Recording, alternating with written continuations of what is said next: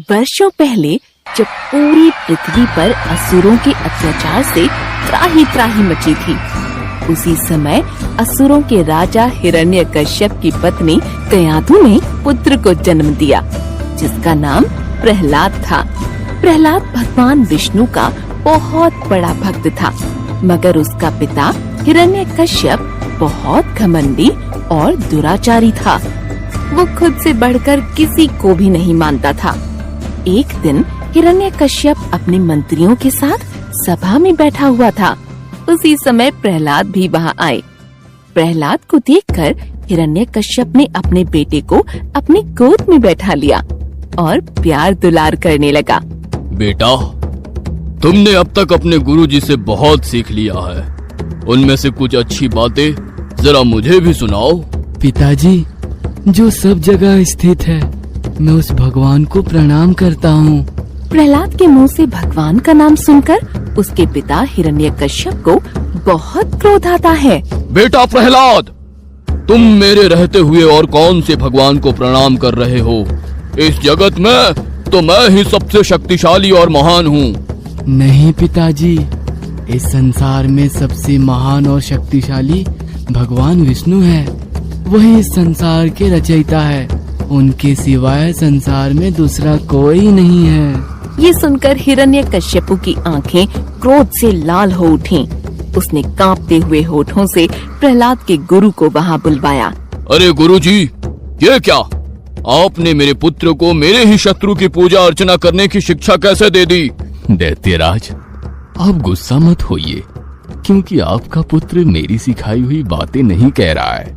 मैंने आपके बेटे को किसी भी भगवान की पूजा अर्चना करने की शिक्षा नहीं दी। वो तो मेरे मना करने के बावजूद भी भगवान की पूजा अर्चना करता रहता है।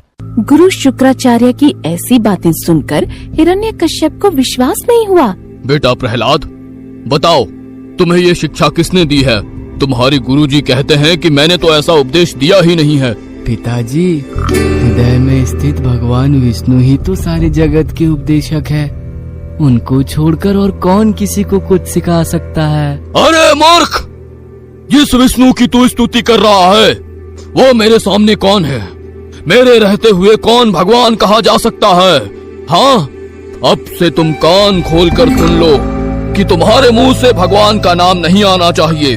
मगर प्रहलाद अपने पिता की एक नहीं सुनता और वो भगवान विष्णु की पूजा अर्चना उसी तरह करता रहता है।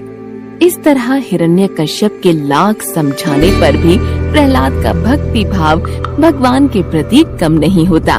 तो हिरण्यकश्यप अपने सैनिकों को प्रहलाद को मारने के लिए कह देता है। अरे मेरा पुत्र तो हमारा ही शत्रु निकला।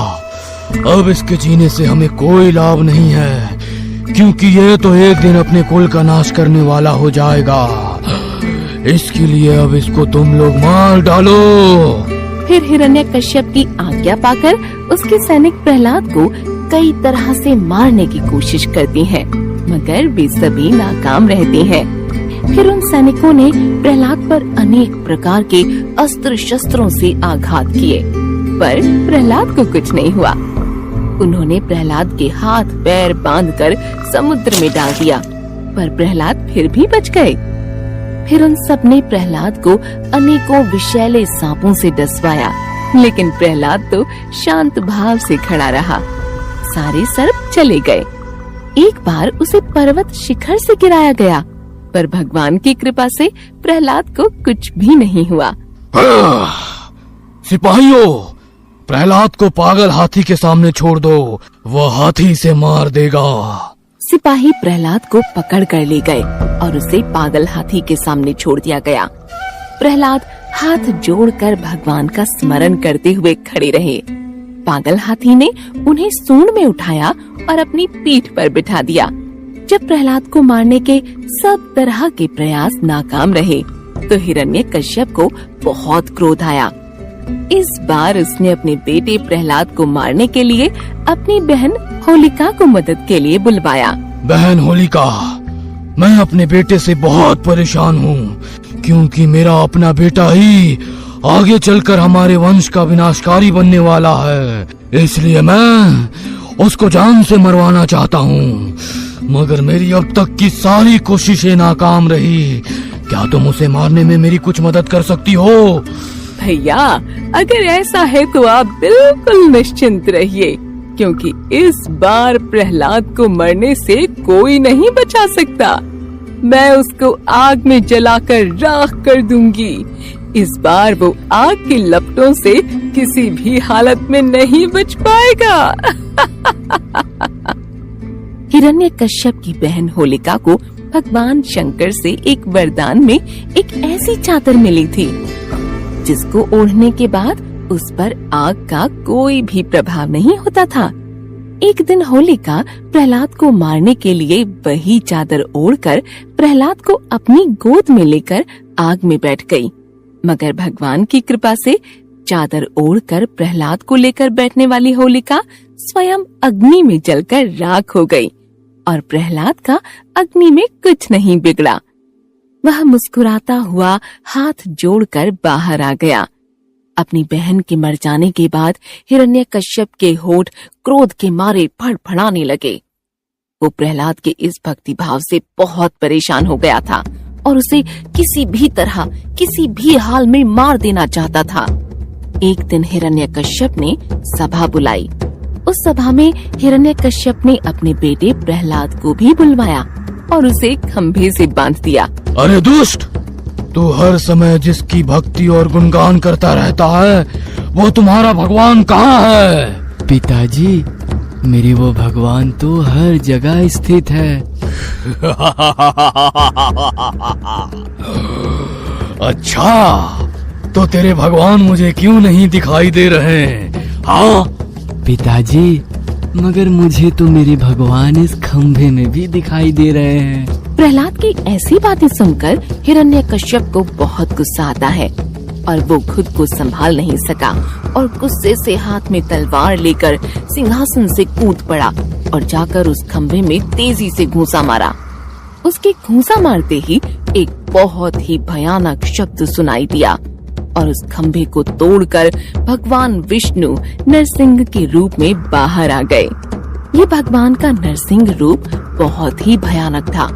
नरसिंह अवतार में भगवान की आंख सोने के समान पीली पीली और उनकी दाढ़ी बहुत ही भयंकर दिखाई दे रही थी और वे बहुत ही भयंकर शब्दों से गर्जना कर रहे थे। उनका ये अवतार देखकर किसी को भी उनके सामने जाने की हिम्मत नहीं हो रही थी। ये देखकर हिरण्यकश्यप गुस्से से भगवान को मारने के लिए अपने हाथ में गदा लेकर उनकी तरफ दौड़ा। अपनी तरफ हिरण्यकश्यप को गदा लेकर आता देख भगवान नरसिंह ने उसे पल भर में दबोचकर महल की देहरी पर बैठकर अपनी जांघ पर लिटाकर खेल खेल में अपने नाखूनों से उसका कलेजा फाड़ दिया और उसे हमेशा हमेशा के लिए सुला दिया। हिरण्यकश्यप के मरने के बाद भगवान नरसिंह का गुस्से के मारे मुंह बहुत ही भयानक दिख रहा था और अब उनका क्रोध कम होने का नाम ही नहीं ले रहा था। ये देख प्रहलाद भगवान नरसिंह के पैरों में जाकर गिर गए। प्रहलाद के पैरों में गिरते ही भगवान का दयालु हृदय सामने आ गया और उन्होंने अपने चरणों में पड़े हुए प्रहलाद को उठाकर अपनी गोद में बैठा लिया। बेटा प्रहलाद, मैं तुम्हारे इस अटूट भक्ति भाव से बहुत प्रसन्न हुआ। तुम्हारे इस भक्ति भाव को जन्मों जन्मों तक याद किया जाएगा। इतना कहकर भगवान वहीं अंतर्धान हो गए और आज भी प्रहलाद के भगवान के प्रति आस्था को याद किया जाता है।